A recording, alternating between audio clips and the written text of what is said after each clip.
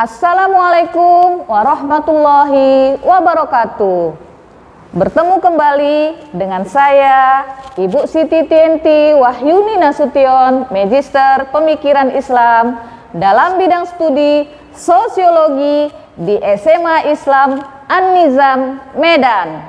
Apa kabar anak-anak? Semoga semua dalam keadaan sehat walafiat, tetap semangat belajar sosiologi, karena sosiologi wonderful. Bismillah, bahasan kita pada hari ini adalah hubungan sosial. Apa itu hubungan sosial? Hubungan sosial adalah hubungan yang dilakukan oleh dua orang atau lebih. Dalam Kamus Bahasa Indonesia, hubungan sosial berarti hubungan seseorang dengan orang lain dalam pergaulan hidup di tengah-tengah masyarakat. Secara umum, hubungan sosial adalah hubungan timbal balik antar individu dan saling memengaruhi satu sama lain atas dasar kesadaran saling menolong. Unsur yang mendasari hubungan sosial adalah interaksi sosial. Di dalam interaksi sosial terdapat hubungan sosial, karena hubungan sosial adalah hubungan timbal balik yang saling memengaruhi. Unsur utama yang mendasari hubungan sosial adalah interaksi sosial. Interaksi antar manusia terjadi karena manusia saling membutuhkan. Ini sudah kita bahas pada pembelajaran yang lalu ya.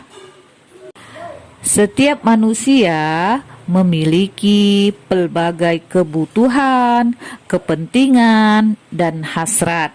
Misalnya ya nak, kebutuhan untuk makan, berpakaian, memperoleh pendidikan, rasa aman, dan sebagainya. Tidak semua kebutuhan itu dapat dipenuhi seorang diri, ya. Kebutuhan makan misalnya tidak dapat dipenuhi tanpa petani dan penjual beras di pasar. Demikian juga dengan kebutuhan akan pendidikan.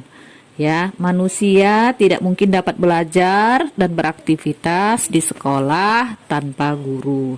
Singkatnya, setiap manusia membutuhkan manusia lain untuk memenuhi kebutuhannya ya nak. Manusia secara kodrat adalah makhluk sosial. Di dalam dirinya ada hasrat untuk berkomunikasi, bergaul, dan bekerja sama dengan manusia lain. Karena itulah interaksi dengan orang lain merupakan kebutuhan hidup dalam diri manusia. Setiap manusia berkenalan, bekerja sama, berorganisasi, bersaing, bahkan berkonflik untuk memperoleh sesuatu. Sebagaimana dikemukakan sebelumnya dalam perspektif sosiologi, berbagai hal mengenai hubungan sosial seperti itu disebut interaksi sosial. Dalam interaksi sosial, salah satu pihak memberikan stimulus atau rangsangan kepada pihak lain, dan pihak lain memberikan respons atau reaksi. Beda dengan kalau kita berhubungan dengan gelas, mau kita apakan, dia tidak akan menuntut kita. Begitulah kira-kira ya. Nah, sekarang kita masuk syarat terjadinya interaksi sosial. Menurut Suryono Sukanto, interaksi sosial tidak mungkin terjadi tanpa adanya 1. Kontak sosial, 2. Komunikasi. Nah, kita bahas kontak sosial. Kontak sosial. Kata kontak diturunkan dari bahasa Latin kum yang berarti bersama-sama, dan tenger yang berarti menyentuh. Jadi kontak berarti bersama-sama menyentuh. Secara sosiologis, kontak sosial tidak selalu terjadi melalui interaksi atau hubungan fisik, sebab orang dapat melakukan kontak sosial dengan pihak lain tanpa saling menyentuh. Misalnya, berbicara melalui telepon atau surat elektronik. Oleh karena itu, Nak, hubungan fisik bukanlah syarat mutlak terjadinya kontak sosial.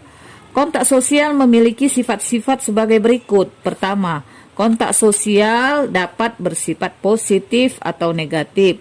Kontak sosial positif mengarah pada kerjasama, sedangkan kontak sosial negatif mengarah pada pertentangan atau konflik. Yang kedua, kontak sosial dapat bersifat primer atau sekunder. Kontak sosial primer terjadi ketika para peserta interaksi bertatap muka secara langsung. Ya, itu namanya kontak sosial primer. Contohnya, kontak antar guru dan murid di kelas, penjual dan pembeli di pasar, atau antara ayah dan anak di meja makan. Sementara itu, kontak sosial sekunder terjadi ketika interaksi berlangsung melalui perantara. Misalnya, percakapan melalui telepon. Kontak sekunder dapat pula dilakukan secara langsung dan tidak langsung. Kontak sekunder langsung terjadi misalnya ketika ketua RW mengundang ketua RT untuk datang ke rumahnya melalui telepon. Kontak sekunder tidak langsung terjadi ketika ketua RW meminta sekretarisnya menyampaikan pesan kepada ketua RT agar datang ke rumahnya. Yang kedua, komunikasi. Komunikasi adalah pengiriman dan penerimaan pesan atau berita antara dua orang atau lebih sehingga pesan yang dimaksud dapat dipahami. Hal terpenting dalam komunikasi adalah kegiatan saling menafsirkan perilaku atau pembicaraan atau gerak-gerik ataupun sikap serta perasaan-perasaan yang disampaikan. Berikut ada 5 unsur pokok dalam komunikasi. Pertama, komunikator, yaitu orang yang menyampaikan pesan, perasaan, atau pikiran kepada pihak lain. Yang kedua, komunikan, yaitu orang atau sekelompok orang yang menerima pesan, pikiran, atau perasaan. Yang ketiga, pesan, yaitu sesuatu yang disampaikan oleh komunikator. Pesan dapat berupa informasi, instruksi, atau perasaan. Yang keempat, media, yaitu alat untuk menyampaikan pesan. Media komunikasi dapat berupa lisan, tulisan, gambar, ataupun film. Yang kelima, efek, yaitu perubahan yang diharapkan terjadi pada komunikan setelah mendapatkan pesan dari komunikator. Nah, anak-anak semua, kelima unsur pokok itu berperan dalam 3 tahap komunikasi. Ketiga tahap tersebut adalah sebagai berikut ya. Yang pertama, encoding atau pembuatan kode. Pada tahap ini, gagasan atau program yang dikomunikasikan diwujudkan dalam kalimat atau gambar. Komunikator harus memilih kata, istilah, kalimat, dan gambar yang mudah dipahami oleh komunikan. Komunikator harus menghindari penggunaan kode-kode yang membingungkan komunikan. Nah, yang kedua, penyampaian. Pada tahap ini, istilah atau gagasan yang sudah berwujud kalimat dan gambar disampaikan. Penyampaian dapat berupa lisan, tulisan, atau gabungan dari keduanya. Nah, yang ketiga, decoding atau pemecahan kode. Pada tahap ini, komunikan mencerna dan memahami kalimat serta gambar yang diterima berdasarkan pengalaman yang dimiliki. Nah, anak-anak yang baik, kontak sosial dapat terjadi tanpa komunikasi. Contohnya, seseorang berbicara dalam bahasa Batak kepada orang yang hanya mengerti bahasa Sunda. Dalam kasus tersebut, kontak sosial sudah terjadi, tetapi tidak terjadi komunikasi. Kenapa? Iya, karena komunikan tidak dapat memahami apa yang ingin disampaikan oleh komunikator. Dengan demikian, kontak sosial tanpa komunikasi tidak berarti apa-apa dalam suatu interaksi sosial. Sebuah hubungan bisa disebut interaksi sosial jika memiliki ciri-ciri berikut. Yang pertama, adanya hubungan timbal balik yang saling memengaruhi antara yang satu dengan lainnya. Dua, interaksi harus berpedoman kepada norma-norma atau kaidah sebagai acuan. Yang ketiga, adanya reaksi dari pihak lain atas komunikasi tersebut. Yang keempat, harus mempunyai maksud dan tujuan yang jelas. Serta yang kelima adalah interaksi sosial bersifat positif, dinamis, serta berkesinambungan. Nah, anak-anak yang baik, syarat terjadinya interaksi sosial menurut Sukanto adalah adanya kontak sosial dan komunikasi. Kontak sosial bisa terjadi tanpa adanya komunikasi, tetapi tanpa komunikasi kontak sosial tidak bermakna apa-apa dalam sebuah interaksi karena masing-masing pihak tidak saling memahami maksud dan perasaan masing-masing. Interaksi sosial hanya berlangsung jika terjadi ada aksi dan reaksi dari kedua belah pihak, baik antar individu, individu dan kelompok, atau antar kelompok. Mudah-mudahan kamu bisa memahami ya, Nak. Interaksi sosial antar individu dapat bersifat positif maupun negatif. Artinya, interaksi positif adalah saling menguntungkan, sementara interaksi negatif artinya merugikan salah satu pihak atau keduanya. Contoh interaksi positif adalah kegiatan seorang guru membantu siswanya belajar. Contoh interaksi negatif adalah perkelahian antar pelajar. Contoh interaksi sosial antara individu dan kelompok adalah antara seorang pelatih sepak bola dan para pemain. Ketika hendak bertanding, pelatih menerangkan strategi bertanding, sementara para pemain mendengarkan sambil sesekali bertanya dan mengajukan usulan. Dalam interaksi sosial antar individu dan kelompok dapat terjadi pula interaksi sosial antar individu. Misalnya, dua orang pemain sepak bola membahas keterangan dari pelatih. Nah, berikutnya interaksi sosial antar kelompok. Misalnya, saat organisasi pemuda dari berbagai daerah bertemu untuk membahas acara Kongres Pemuda Nasional, setiap kelompok akan mengajukan saran tentang jenis-jenis acara yang ingin mereka tampilkan.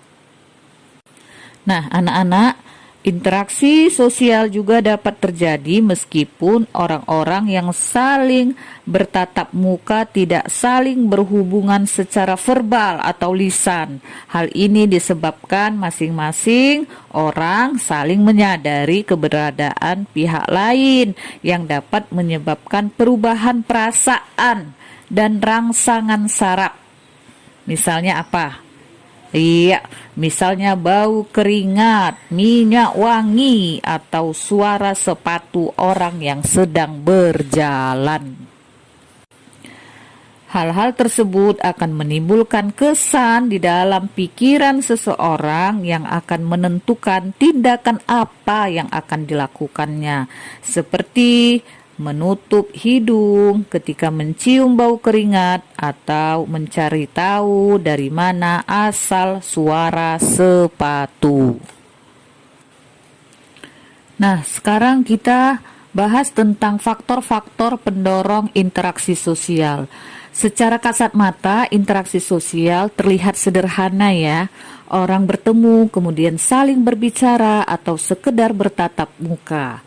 Padahal interaksi sosial merupakan proses yang cukup kompleks karena dilandasi oleh beberapa faktor psikologis, yaitu imitasi, sugesti, identifikasi, simpati, dan empati. Faktor-faktor itu dapat berdiri sendiri atau berfungsi bersama-sama sebagai dasar terjadinya interaksi sosial. Yuk kita bahas satu persatu. Yang pertama, imitasi. Imitasi adalah tindakan meniru orang lain. Imitasi dapat dilakukan dalam bermacam-macam bentuk, misalnya gaya bicara, tingkah laku, adat dan kebiasaan, pola pikir, serta apa saja yang dimiliki atau dilakukan oleh seseorang. Meski demikian, dorongan seseorang untuk meniru orang lain tidak terjadi dengan sendirinya. Diperlukan sikap menerima, mengagumi, dan menjunjung tinggi apa yang akan diimitasikannya. Menurut Dr. EMG Korus, sejumlah syarat harus dipenuhi dalam mengimitasi, yaitu minat atau perhatian terhadap objek atau subjek yang akan ditiru, serta sikap menghargai, mengagumi, dan memahami sesuatu yang akan ditiru. Contohnya, seseorang anak yang pernah mengamati ibunya menyetir mobil. Tanpa diajari, anak itu berlari-lari di rumah sambil menggerak-gerakkan kedua tangannya seolah-olah sedang menyetir mobil. Imitasi mempunyai peran yang sangat penting dalam interaksi sosial ya, yaitu mendorong seseorang untuk mematuhi norma dan nilai yang berlaku di masyarakat. Namun, imitasi juga dapat menghasilkan tindakan negatif jika yang ditiru adalah tindakan yang menyimpang dari nilai dan norma di masyarakat. Nah, yang kedua adalah sugesti. Sugesti berlangsung ketika seseorang memberi pandangan atau pernyataan sikap yang dianutnya dan diterima oleh orang lain.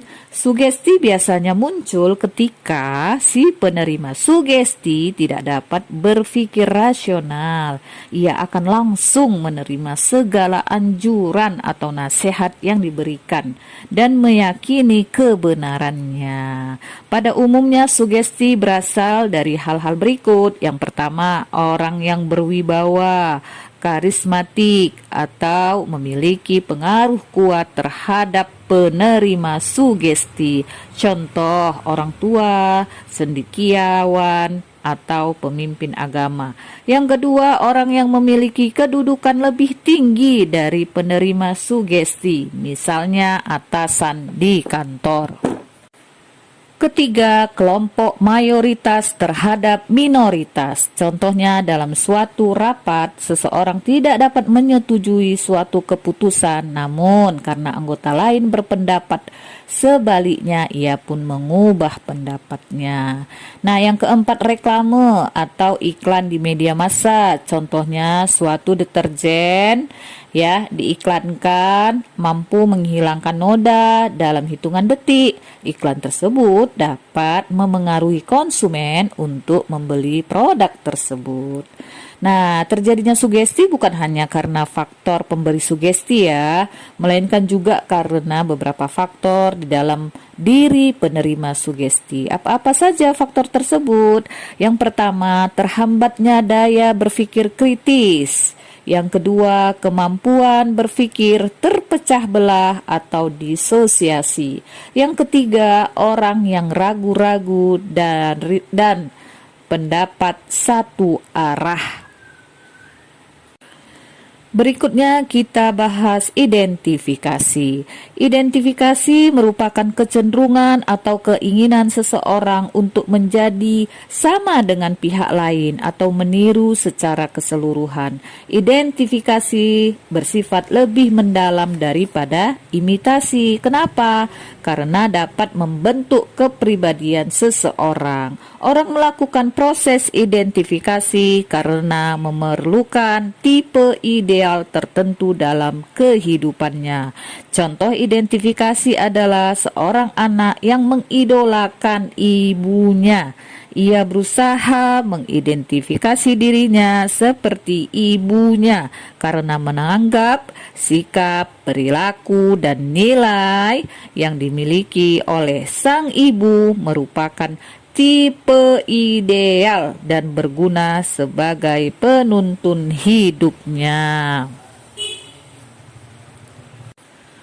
Proses identifikasi dapat berlangsung secara sengaja atau tidak sengaja.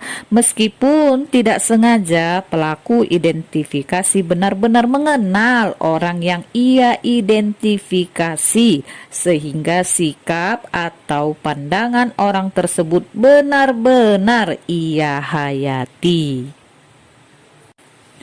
Yang keempat, simpati. Ayo, apa simpati? Iya, simpati merupakan kondisi ketertarikan seseorang kepada orang lain. Ketika bersimpati, seseorang menempatkan dirinya dalam keadaan orang lain dan merasakan apa yang dialami, difikirkan, atau dirasakan orang lain. Dalam proses ini, perasaan berperan penting, walaupun alasan utamanya adalah keinginan memahami dan bekerja sama dengan orang lain. Contoh, ketika ada tetangga yang sedang tertimpa musibah, kita ikut merasakan kesedihannya dan berusaha membantunya. Umumnya, simpati lebih banyak terjadi pada hubungan teman sebaya, hubungan ketetanggaan, atau hubungan pekerjaan. Berikutnya adalah empati. Empati merupakan simpati mendalam yang dapat memengaruhi kondisi fisik dan jiwa seseorang. Contoh ya nak, seorang ibu yang ikut merasakan penderitaan anaknya yang mengidap kanker darah. Ibu tersebut sangat sedih sehingga ia pun jatuh sakit. Contoh lain, seorang pria jatuh sakit karena selalu membayangkan tabrakan beruntun yang telah menewaskan anggota keluarganya. Nah, anak-anak, dari keseluruhan faktor-faktor yang diuraikan tersebut di atas, ya, merupakan faktor minimal bagi proses interaksi sosial. Pengaruh simpati, empati, dan identifikasi memang lebih besar, namun proses ketiga faktor tersebut lebih lambat daripada sugesti dan imitasi. Sebaliknya, pengaruh sugesti dan imitasi kurang mendalam, namun proses mereka lebih cepat. Kelima faktor tersebut cenderung berasal dari satu pihak individu dan bersifat psikologis. Nah, sekarang kita bahas tentang sumber informasi yang mendasari interaksi. Nah, anak-anak yang baik, yang ibu sayangi, di samping aturan-aturan dalam interaksi, Karp dan Yols juga membahas sumber-sumber informasi yang mendasari interaksi seseorang dengan orang lain. Mereka menyatakan bahwa apabila seseorang baru berjumpa dengan orang lain yang belum dikenal, ia akan berusaha mencari informasi tentang orang itu. Hal ini sejalan dengan pandangan Goffman bahwa seseorang akan berusaha mencari informasi tentang orang lain yang ditemuinya agar dapat mendefinisikan situasi. Menurut Karp dan Yols, ada 7 sumber informasi dalam interaksi. Pertama, warna kulit. Warna kulit sebagai petunjuk ras seseorang sangat menentukan interaksi, terutama pada masyarakat yang diskriminatif secara rasial. Contohnya di Afrika Selatan pada era apartheid, orang kulit putih tidak mau berinteraksi dengan orang kulit hitam. Orang kulit putih menganggap orang kulit hitam cenderung bertindak kriminal. Namun sejalan dengan perkembangan demokrasi, prasangka ini semakin memudar. Yang kedua, usia. Cara seseorang berinteraksi dengan orang yang lebih tua seringkali berbeda dengan orang yang sebaya ataupun yang lebih muda. Yang ketiga, jenis kelamin. Di sini jenis kelamin juga dapat mempengaruhi interaksi seseorang terhadap orang lain. Contoh, laki-laki cenderung menghindari sekelompok perempuan yang tengah membicarakan kosmetik atau model sepatu terbaru. Ketiga, jenis kelamin. Jenis kelamin juga dapat mempengaruhi interaksi seseorang terhadap orang lain. Yang keempat, penampilan fisik. Selain warna kulit, usia, dan jenis kelamin, penampilan fisik juga menjadi sumber informasi dalam interaksi sosial. Kok bisa ya? Umumnya yang pertama kali dilihat dalam interaksi adalah penampilan fisik seseorang. Ada beberapa penelitian yang memperlihatkan bahwa orang yang berpenampilan menarik cenderung lebih mudah mendapatkan pasangan daripada orang yang berpenampilan kurang menarik. Penampilan fisik seseorang dapat dikembangkan ke arah sikap dan perilaku yang lebih menarik. Ini hasil penelitian ya. Yang kelima, bentuk tubuh. Menurut penelitian Wells dan Siegel, orang cenderung berpendapat bahwa ada kaitan antara bentuk tubuh dan sifat seseorang. Nah, yang keenam, pakaian. Dan yang ketujuh adalah wacana. Nah, anak-anak yang baik, menurut Mark Knapp dan Anita Vangelis, ya, dalam interaksi sosial terdapat tahap pendekatan dan tahap perenggangan hubungan orang-orang yang berinteraksi. Nah, inilah bahasan kita mengenai hubungan sosial. Semoga dapat dipahami dan kita semakin mempertajam hubungan sosial kita dengan sesama kita ya. Semoga bermanfaat.